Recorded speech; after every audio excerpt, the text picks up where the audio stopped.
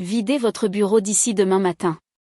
La voix de Laure résonnait à travers l'imposante table en chêne massif de la salle du conseil familial. J'observais les visages autour de moi, les membres du conseil d'administration haussant les sourcils, les directeurs remuant, mal à l'aise, dans leur fauteuil en cuir, et ma sœur affichant ce sourire satisfait que je ne connaissais que trop bien. Elle avait attendu ce moment depuis des années. « C'est tout ?» demandai-je, la voix stable malgré la colère qui bouillonnait en moi.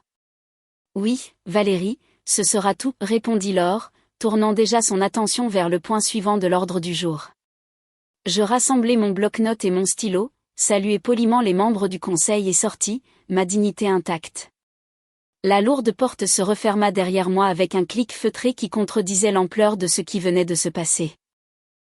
Je venais d'être licencié de notre entreprise familiale, Dumas et Associés Logistique, une société que j'avais aidé à transformer d'un transporteur régional en difficulté en une puissance nationale. Je m'appelle Valérie Dumas, j'ai 43 ans et, il y a 10 minutes encore, j'étais directrice générale des opérations de l'entreprise fondée par mon grand-père. Depuis plus d'une décennie, c'était moi qui décrochais les contrats, nouais les relations clients et structurais les accords qui représentaient la majeure partie de notre chiffre d'affaires. Pendant que Laure se concentrait sur l'image de marque et jouait à la politique avec le conseil d'administration à Paris, j'étais le moteur de notre croissance à travers toute la région Rhône-Alpes et au-delà. Je marchais vers mon bureau, un espace d'angle à la défense que j'avais mérité par des années de dévouement. Mon assistante, Nathalie, leva les yeux, l'expression immédiatement inquiète en voyant mon visage. « Val, que s'est-il passé là-dedans ?» Je fermai la porte derrière moi avant de répondre. Laure m'a viré. Avec effet immédiat. Je dois vider les lieux demain. La bouche de Nathalie s'ouvrit de stupeur. Elle ne peut pas faire ça. Sans toi, cet endroit. Elle le peut. Et elle l'a fait.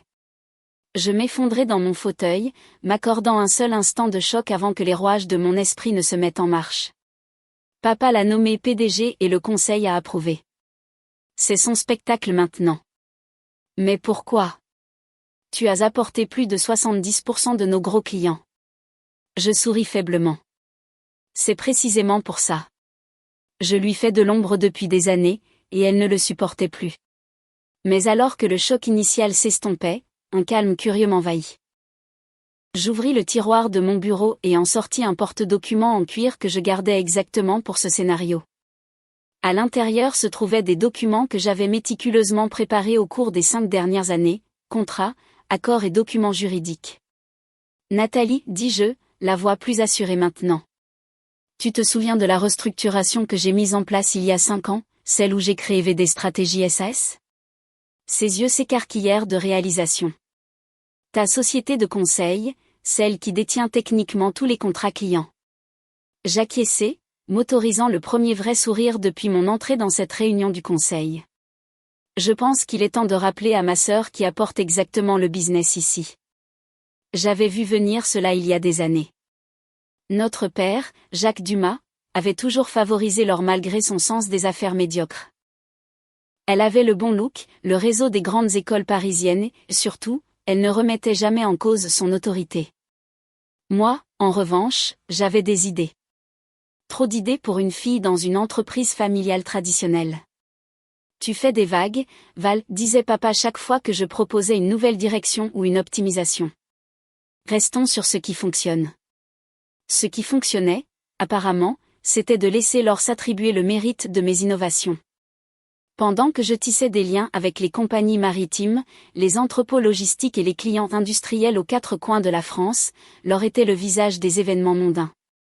Pendant que je négociais des conditions qui augmentaient nos marges bénéficiaires à 2 chiffres chaque année, Laure faisait des présentations au conseil en utilisant mes chiffres. Nos différences allaient au-delà du travail. En grandissant, Laure était la star, la présidente du BDE, tout en charme et en aisance sociale. J'étais la pragmatique, plus intéressée par les problèmes de logistique que par les cocktails du tout Paris. « Pourquoi ne peux-tu pas être plus comme ta sœur ?» demandait maman, sans méchanceté. Elle se fait des relations si facilement. Ce qu'ils n'ont jamais compris, c'est que je créais des liens aussi, juste différents. Au lieu des soirées de gala, je bâtissais des relations dans les salles de réunion. Au lieu de l'ascension sociale, je me concentrais sur la création de valeur. Et avec le temps, les clients ont fini par me faire confiance à moi, pas à la marque de l'entreprise ou aux présentations soignées de l'or. Il y a 5 ans, quand les murmures sur la succession ont commencé, j'ai agi. Avec l'aide de mon avocat, j'ai créé VD Stratégie SAS, une société de conseil avec exactement un client, Dumas et Associés. Sur le papier, cela ressemblait à une mesure d'optimisation fiscale. En réalité, c'était mon assurance vie. Cette structure nous donne de la flexibilité, avais-je expliqué à papa lorsque je l'ai proposée. Elle me permet de négocier directement avec les clients sans toute la bureaucratie interne. Il l'a approuvé sans comprendre ses implications. Pourquoi remettrait-il en question quoi que ce soit qui améliorait nos résultats? Pour lui, c'était juste une autre de mes petites réparations efficaces, pas la fondation de mon indépendance. Au fil du temps, j'ai migré toutes les relations clients majeures vers ma SAS. La paperasse était là, visible pour quiconque prenait la peine de regarder. Mais Laure était trop occupée à planifier la rénovation de son bureau de PDG pour remarquer que les contrats listaient VD Stratégie comme prestataire principal, avec Dumas et Associés comme simple partenaire d'exécution. L'annonce de la retraite de papa le mois dernier avait tout accéléré. Le plan de succession fut dévoilé, Laure deviendrait PDG et je resterais à mon rôle opérationnel, faisant essentiellement le travail pendant qu'elle portait le titre. C'est ce qu'il croyait. Le matin suivant mon renvoi, j'arrivais tôt pour faire mes cartons. L'immeuble de la Défense était calme. J'avais choisi ce moment délibérément. Pas besoin de public. Alors que j'emballais des photos de famille, mon téléphone vibra. C'était Béatrice Winter, de Skyline Distribution, notre plus gros client. Valérie, qu'est-ce qui se passe? Je viens de recevoir un email étrange de ta sœur disant qu'elle est mon nouveau point de contact. Je souris intérieurement. Bonjour Béatrice. Oui, il y a eu quelques changements. Laure est la nouvelle PDG. Mais notre accord est avec toi, dit Béatrice, la confusion évidente dans sa voix. Le contrat est avec VD Stratégie. Est-ce qu'elle comprend ça? Je ne pense pas qu'elle ait relu les contrats, répondis-je, gardant un ton neutre. Voulez-vous que je clarifie les choses avec elle? S'il te plaît. Nous avons signé avec toi, pas avec Dumas et Associés. C'est ton expertise que nous payons. Après avoir raccroché, je continuais à emballer, le cœur plus léger. Le temps que je finisse, des appels similaires étaient arrivés de 3 autres clients majeurs. Aucun d'eux n'avait l'intention de travailler avec Laure. À 8h30, alors que les bureaux commençaient à se remplir, mon téléphone s'illumina avec le nom de Laure. Je laissai sonner 2 fois avant de répondre. Allô, Laure. Où sont les dossiers clients? Sa voix était tendue par une panique contenue. Et pourquoi Béatrice Winter dit-elle qu'elle ne travaillera plus avec nous? Les dossiers clients sont exactement là où ils ont toujours été, répondis-je calmement, sur le serveur partagé. Quant à Béatrice, elle exerce ses droits contractuels. De quoi tu parles? Quels droits contractuels? Je pouvais parfaitement l'imaginer debout dans son nouveau bureau de PDG, portant probablement l'un de ses tailleurs immaculés, le visage rouge de frustration. Vérifie les en-têtes des contrats, Laure. Tous nos comptes majeurs sont contractés via VD Stratégie, ma société de conseil. Dumas et Associés n'est que le partenaire logistique. Les clients ont choisi de travailler avec moi, pas avec la marque familiale. Le silence à l'autre bout était assourdissant. Puis, tu ne peux pas faire ça. Je ne pus empêcher le rire qui m'échappa. Je l'ai déjà fait. Il y a 5 ans, en fait, avec l'approbation de papa et la signature du conseil sur chaque document. C'est du sabotage. Sa voix monta dans les aigus. Non, Laure. C'est du business. Tu voulais être PDG? Félicitations. Mais les relations, la confiance, les contrats qui génèrent le vrai revenu, ceux-là sont à moi. Au moment où je raccrochais, Nathalie était apparue à ma porte avec un carton contenant ses propres affaires. J'ai démissionné ce matin, annonça-t-elle avec un sourire. J'ai dit au RH que je rejoignais VD Stratégie avec effet immédiat. La réalisation me frappa pleinement. Ce n'était pas juste une douce vengeance contre Laure. C'était ma chance de construire quelque chose qui soit vraiment à moi. Je pris mon carton et jetai un dernier coup d'œil au bureau où j'avais passé les 15 dernières années. Allons-y, dis-je. Nous avons une entreprise à bâtir. Je passai le reste de la journée dans mon bureau à domicile à passer des appels à tous les clients majeurs. Le soir venu, j'avais confirmé ce que je soupçonnais déjà, les 14 comptes de premier rang me suivaient. Ensemble, ils représentaient plus de 80% du chiffre d'affaires annuel de Dumas et Associés. Et pour l'exécution, demanda Thomas Grandin d'Evergreen Supply Chain. Tu as les relations, Val, mais peux-tu gérer la logistique réelle? C'était une question juste. Jusqu'à hier, j'avais l'infrastructure de Dumas à ma disposition. J'anticipais cette transition depuis un certain temps, l'assurais-je. J'ai déjà sécurisé des partenariats avec 3 centres logistiques régionaux. Vos opérations ne subiront aucun retard. Ce que je ne lui dis pas, c'est que ces partenariats n'avaient été finalisés que cet après-midi-là dans une frénésie d'appels téléphoniques et d'accords temporaires signés à la hâte. Je construisais l'avion en plein vol. À 21h, ma table de salle à manger était couverte de bloc-notes, de mon ordinateur portable et d'une boîte à pizza vide. J'avais les clients, j'avais Nathalie, et j'avais un cadre opérationnel. Ce que je n'avais pas, c'était une équipe. Comme s'il lisait dans mes pensées, mon téléphone vibra avec un texto de Julien Ellis, notre ancien directeur des opérations. J'ai entendu ce qui s'est passé. Leur panique. La moitié de l'équipe OPS est prête à partir. Tu embauches? Avant que je puisse répondre, un autre texto arriva. Celui-ci de Laure. Réunion d'urgence du conseil demain, 8h. Ta présence est requise. J'éclatai de rire. Requise? Elle m'avait viré il y a quelques heures. Maintenant, j'étais soudainement indispensable. Je répondis à Julien, envoie-moi les noms. Tous ceux qui sont intéressés. Salaire compétitif pour tous. Alors, je répondis simplement, mon avocat sera présent. Mon téléphone sonna immédiatement. Je laissai aller sur la messagerie. Quand il sonna à nouveau, je finis par répondre. Ce n'est pas une demande, Valérie claque alors. Le conseil veut comprendre ce qui se passe avec notre clientèle. Tu leur dois une explication. Je ne dois rien à personne, répondis-je d'un ton égal. Tu m'as viré. Souviens-toi, tes services ne sont plus requis. C'étaient tes mots exacts. C'était avant que je comprenne la situation avec les contrats. Les contrats qui sont en place depuis 5 ans? Ceux approuvés par papa et le conseil? Ces contrats-là? Tu as délibérément induit tout le monde en erreur. Je pris une profonde inspiration. Non, Laure. J'ai créé une structure commerciale qui protégeait à la fois l'entreprise et les clients. Ce n'est pas ma faute si tu n'as jamais pris la peine de comprendre comment notre entreprise fonctionne réellement. C'est ta responsabilité. Papa ne te pardonnera jamais pour ça. C'était un coup bas, mais attendu.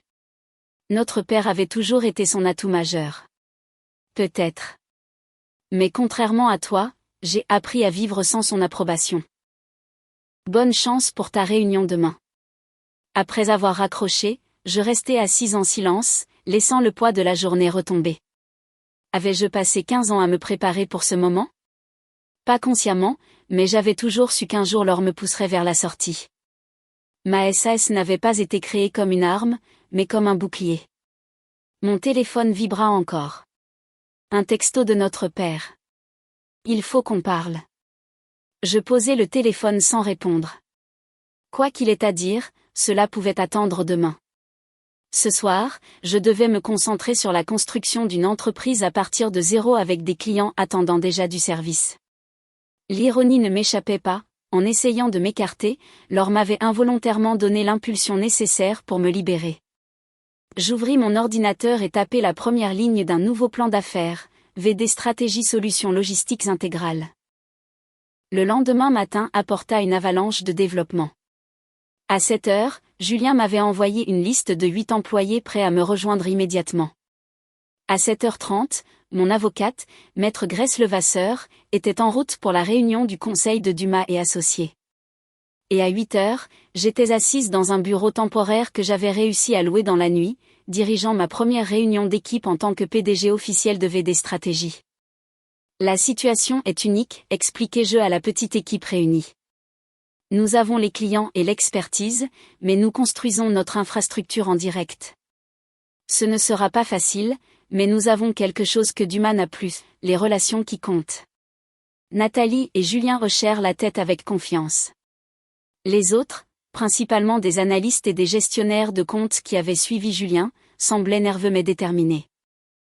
Et pour les contrats d'entrepôt, demanda Michel Pérez, l'un de nos spécialistes logistiques. Dumas a l'exclusivité avec la plupart des installations de la région. C'est vrai, reconnus-je. C'est pourquoi nous ne nous battons pas sur ce front. J'ai sécurisé des partenariats avec des installations à Lyon et Lille. Nous passerons par eux jusqu'à ce que nous puissions établir notre propre présence locale. La réunion fut interrompue par un appel de Grèce. Je la mis sur haut-parleur. La réunion du conseil vient de se terminer, rapporta TL. C'était houleux. Dis-moi, dis-je, faisant signe à l'équipe de rester. Laure a essayé d'argumenter que la structure de ta SAS était une violation de l'obligation de loyauté. Elle voulait que le conseil engage des poursuites. Mon estomac se noua malgré ma confiance. Et le conseil l'a complètement arrêté. Apparemment, 2 des membres avaient réellement lu les contrats à l'époque et comprenaient exactement ce qu'ils approuvaient. Ils lui ont rappelé que la structure a livré des résultats exceptionnels pendant 5 ans. Le soulagement m'envahit. Donc, pas de procès. Pas de procès. Mais ils l'ont autorisé à te faire une contre-offre. Ils veulent engager VD Stratégie comme prestataire formel permanent avec un engagement de 5 ans. Essentiellement, ils offrent de légitimer l'arrangement exact que tu avais déjà, mais avec de meilleures conditions. Je ne savais pas si je devais rire ou crier. Ils me virent, puis offrent d'embaucher mon entreprise. Essentiellement, oui. L'offre est très bonne. 7 chiffres par an, minimum garanti, bonus de performance. Ils sont désespérés, Val. Bien sûr qu'ils le sont. Ils viennent de perdre 80% de leurs revenus du jour au lendemain. Je regardais ma nouvelle équipe. Dis-leur que je vais examiner leurs propositions, mais nous continuons avec les relations clients directes en attendant. Après avoir raccroché, je me tournai vers l'équipe. Il semble que nous ayons des options. Tu l'envisages, demanda Julien, inquiet. Retourner vers eux comme prestataire ? Je comprenais son inquiétude. Je n'envisage rien qui ne vous inclut pas tous, les assurai-je. Mais avoir Dumas et associé comme client plutôt que comme employeur pourrait être avantageux pendant que nous construisons nos propres opérations. La porte du bureau s'ouvrit et un coursier livra une épaisse enveloppe. À l'intérieur se trouvait l'offre formelle accompagnée d'un mot manuscrit de mon père. Tu nous as tous surpassés. J'aurais dû te nommer PDG il y a des années. Je fixai le mot, les émotions se bousculant. Après des décennies à être négligé, mon père reconnaissait enfin ma valeur, mais seulement après que j'ai démontré mon pouvoir de détruire ce qu'il avait construit. Le bourdonnement de mon téléphone me tira de mes pensées. Un texto de Laure, ce n'est pas fini. Bien sûr que non. Laure n'avait jamais été du genre à accepter la défaite. Mais pour la première fois, je n'étais pas inquiète. J'avais les clients, j'avais une équipe et surtout, j'avais le levier. Les semaines suivantes établirent une nouvelle réalité épuisante.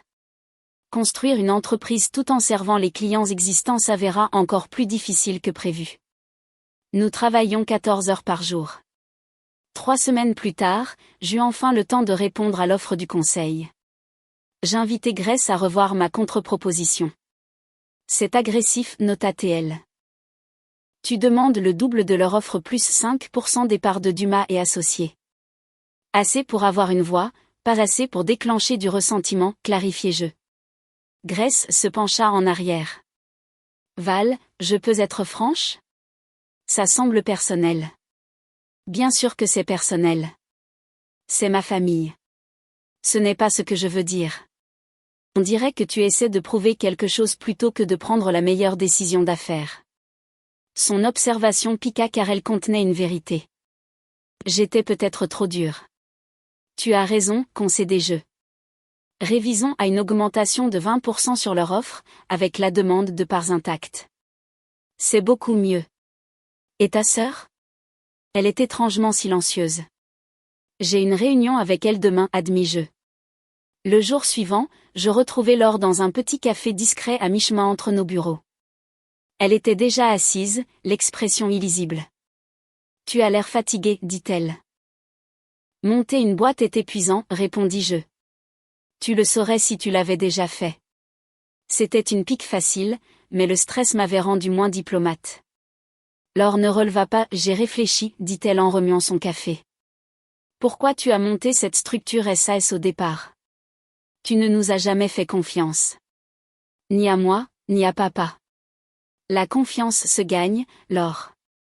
Papa a passé des années à ignorer mes contributions tout en élevant les tiennes. Tu as passé des années à t'attribuer mon travail. Que étais-je censé faire? Nous sommes une famille, dit-elle. Les entreprises familiales échouent précisément parce qu'on confond loyauté familiale et sens des affaires, contrai-je. Papa t'a nommé PDG parce que tu es sa fille, pas parce que tu étais la meilleure pour le job. Et toi, tu as créé une entreprise secrète pour voler nos clients parce que tu es quoi? Un génie incompris. J'ai créé une structure qui protégeait la valeur que j'ai construite. Valeur dont vous étiez heureux de profiter jusqu'à ce que vous décidiez que j'étais jetable. La façade de Laure se fissura enfin. Tu veux savoir pourquoi papa m'a choisi? Parce que tu es impitoyable, Val. Ce coup avec les contrats le prouve. Tu brûlerais toute l'entreprise pour prouver un point. Ces mots frappèrent plus fort que prévu. Étais-je vu ainsi? Je n'ai rien brûlé, dis-je doucement. Tu as allumé l'allumette quand tu m'as viré. Je m'assure juste de ne pas être consumé par les flammes. 3 mois après mon renvoi, je me tenais dans le hall de Covenir Défense, notre nouveau plus gros client. Leur contrat pousserait le chiffre d'affaires de VD Stratégie au-delà de 40 millions d'euros. Impressionnante opération que vous avez montée en si peu de temps, remarqua Édouard Hugues, le directeur des achats. Nous avions un point de lancement unique, expliquai-je. Et sans le drame familial, j'entends. Il me lança un regard complice. Le monde des affaires parisien est petit, Valérie. Je gardai un sourire professionnel. Plus tard cet après-midi-là, je retournai à nos nouveaux bureaux permanents, un espace industriel rénové à Pantin. Julien m'accueillit avec excitation. Le conseil de Dumas a accepté notre contre-proposition. Nous sommes officiellement leur partenaire logistique principal pour les 3 prochaines années. Je ressentis une vague complexe d'émotions, satisfaction, vindicte et une touche de mélancolie. L'ont-ils annoncé? Prévu pour demain matin. Laure va devoir expliquer à toute l'entreprise qu'ils sous-traitent maintenant leur fonction principale à la boîte de sa sœur. Je soupirai. Elle ne me le pardonnera pas. Est-ce que ça t'importe? C'était une question juste. Ça m'importe, admis-je, mais pas assez pour sacrifier ce que nous construisons ici. 6 mois après avoir été viré, je me retrouvais à préparer une réunion inattendue. Mon père avait demandé à déjeuner, dans sa brasserie préférée. Il avait l'air plus vieux. Tu as bonne mine, Val, dit-il. Je te dois des excuses, continua-t-il, me surprenant. J'aurais dû reconnaître tes talents il y a des années. J'étais aveuglé par la tradition. Laure avait ses forces, offris-je, ressentant un besoin inattendu de défendre ma sœur. Oui, mais pas pour diriger l'entreprise. Tu nous as tous surpassés, Val. Le conseil envisage une restructuration. Ils veulent te faire revenir. Pas juste ton entreprise comme prestataire, mais toi personnellement comme PDG. Je m'étouffais presque avec mon eau. Et Laure? Elle ne l'acceptera jamais. Elle deviendrait directrice marketing. Elle a déjà accepté, sous une condition, que vous trouviez un moyen de réparer votre relation. C'est pour ça que je suis là. Je me reculai, assimilant la nouvelle. Je ne sais pas si c'est possible. Peut-être pas. Mais ça vaut le coup d'essayer, non? En quittant nos nouveaux quartiers généraux ce soir-là, je ne pus m'empêcher de sourire en voyant l'enseigne illuminée au-dessus de notre porte. Le voyage du licenciement à la tête d'une entreprise florissante avait été difficile mais immensément satisfaisant. Avec 35 employés et même mon ancienne entreprise familiale comme client, j'avais transformé la trahison en un succès spectaculaire. Je savais que j'avais encore beaucoup de chapitres à écrire, mais le plus doux resterait toujours celui où la tentative de ma sœur de m'écarter m'avait involontairement donné l'empire que je méritais.